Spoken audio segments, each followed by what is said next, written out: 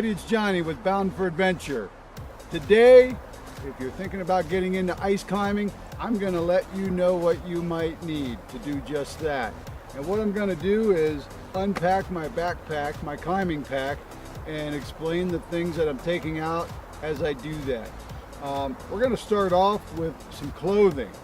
What you want is ideally a soft shell jacket that moves with you. Freedom of movement is very important when you're ice climbing. So this wrap jacket is really nice, and it doesn't have to be a soft shell. It can also be any type of shell jacket, just as long as you can move freely. As far as pants go, I do like soft shell pants, and you can get these all over the place. Mountain Hardwear, Patagonia, REI, you name it. I picked this pair of soft shell pants up at Walmart. These are Wrangler soft shell pants, and they've been my go-to pants for this winter season, and they were $20, so that's always cool. And as I do this video, guys, I'm gonna let you know where you can pick up some of this equipment for less than retail, because some of this stuff can be very expensive, but I'm going to give you some ideas and suggestions how you can get into sport of ice climbing on a budget, like Deb and I. So, once you have your clothes, one of the things you're definitely going to want is a helmet. When you're ice climbing, a lot of times you'll have pieces of ice coming down from the climber that you may be belaying. You definitely want a helmet. You may have a climber climbing above you, off to one side. Helmets are very important, more so even than rock climbing, because ice comes down often. So, next thing you're going to need is a pair of boots for ice climbing, and I've got kind of a progression of my ice climbing boots. This is an old school pair of leather boots. They weren't the warmest boot in the world.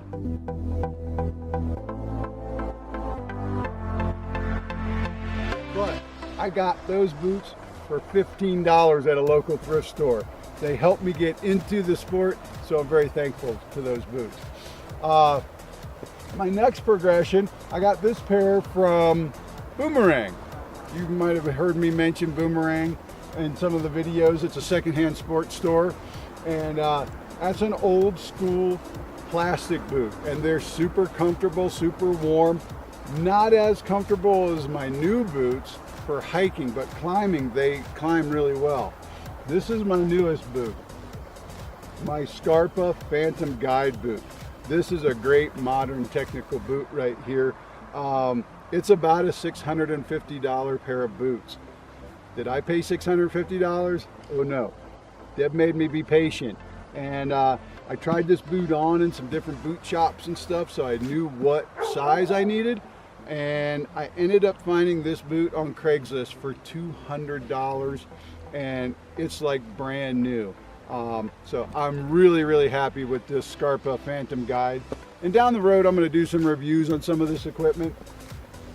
But right now, it's just an introduction to ice climbing and what you may need. So, as we go to our backpack, another very important thing when it comes to your boots, you're going to need crampons that hook to the bottom of your ice climbing boot. This is an Edelrid Beast crampon. Has worked really, really well for me, and that attaches to the bottom of the boot. And I love this crampon because it'll attach to all those boots. It's very versatile. Great crampon, Edelrid Beast. And there's lots of manufacturers that make crampons that will work really well. And of course, the next thing you're going to need is some ice axes or ice tools. This is my first pair. Picked these up at Boomerang. Of course, thanks Boomerang again for helping me get into this great sport.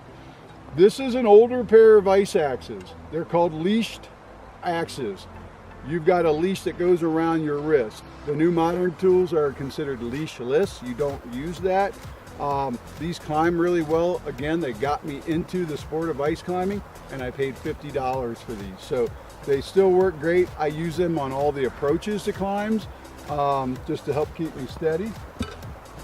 Now I'm going to show you my new tools, which are the Trango Raptor Ice Tool, leashless tool. and I love these things.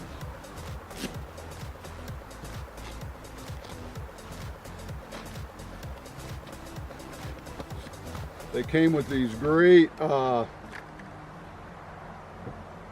tip protectors or ice axe protectors, leather protectors. I really like them. But that is your modern day ice tool right there. No leash attached. When you climb, you're just holding on to the handle. Seems like you might use a lot of hand strength, but the ergonomic design of these ice tools are fantastic. I love these. I demoed these at the Ouray Ice Festival last year and fell in love with them, and this is the pair that I bought. And what was really cool was none of these ice axes are cheap when you buy them new. These were the least expensive of most of the ice tools, and everybody that has tried them loves them, so I feel like I made the right decision there. And ice tools can go for anywhere from, brand new, anywhere from $175 for my Trango Raptors up to, you know, $350, $400 per tool. So I'm really happy with those. So another thing you're going to need are gloves, and you're going to want multiple gloves.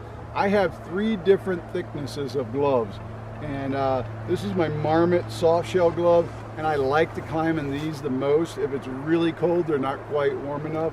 So what I always do is bring extra gloves.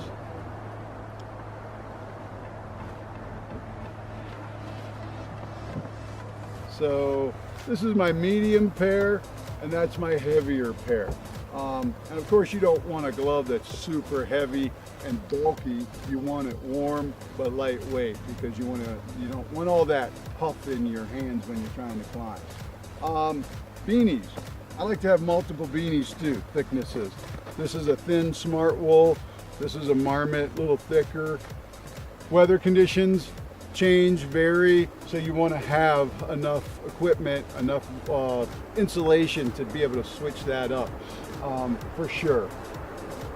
And you want to make sure your beanie fits your helmet. You want your helmet to fit over top of your beanie for sure. So as we move along, you're definitely going to need a rope.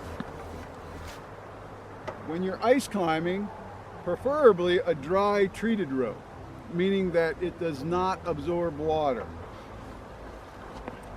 So what I've got here is a Beal rope, and it's a 70 meter, which is 230 feet. So this is a big rope, long rope, and it's good for long climbs, which is really nice to have.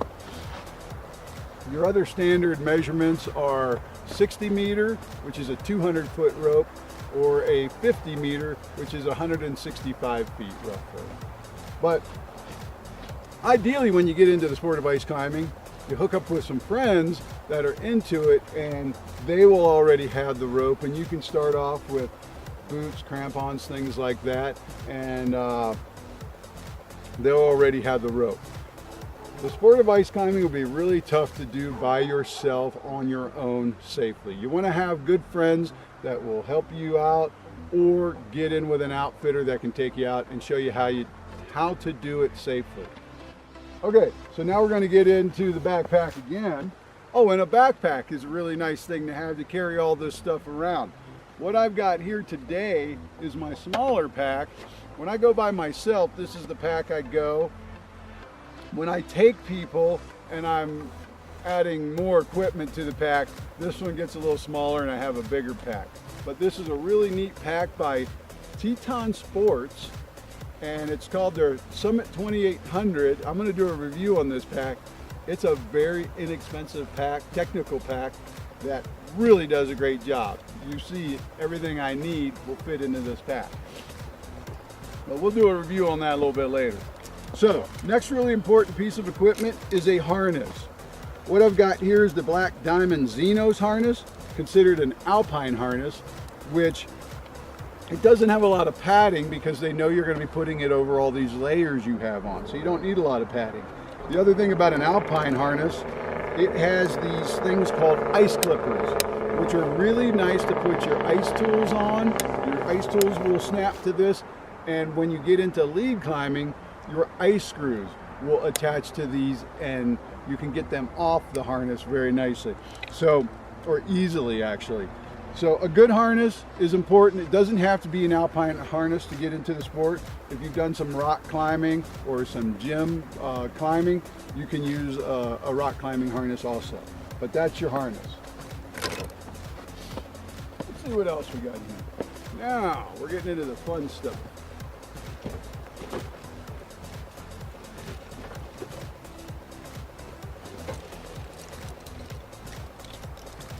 So this is my ice climbing rack, and we call it a rack because everything is racked on this runner right here. So the first thing you're going to need is a couple locking carabiners. A locking carabiner has many uses. It's a safer carabiner in many cases than a non-locking carabiner. And when I say locking carabiner, it has a screw gate that closes it, locks it, so that gate will not open. You want to get you a couple of those for sure. And you always want to carry those right on your harness. Put that on. So, next thing you're going to need is a belay device. That's how you're going to keep your climbing partner safe as he or she climbs. And there's many different types of belay devices. I've got the Black Diamond ATC, which is called the Black Diamond Air Traffic Controller. But what this does, it creates friction on the rope when you're being lowered or when you're belaying your partner and they're climbing. Super simple. You can pick up an ATC for about $20. Locking carabiner, generally about $15. Now, because I take so many people climbing for the first time, Deb really wanted me to get this device. What it is, it's a mechanical belay device called the Petzl Gigri. And what it does, if I were to fall when teaching a new person to belay, this thing will automatically lock and hold me from falling. If they were to trip and fall as I was falling, this will stop my fall. And that's a real peace of mind for me as I'm climbing, taking a new person. Because there's a little bit of technique to belaying your climbing partner, and this really makes it nice and easy. Everybody that has used this that I took out for the first time, they were able to belay me as I climbed and lower me from the top of the climb like pros, like they had done it for a long time. So Petzl Gigri, they're about $100, but when you're talking about your safety, $100 seems kind of cheap actually. As far as being a new climber, a lot of this stuff you don't need until you become a lead climber. You have all kinds of anchor systems, cordelettes, different rope, things like that.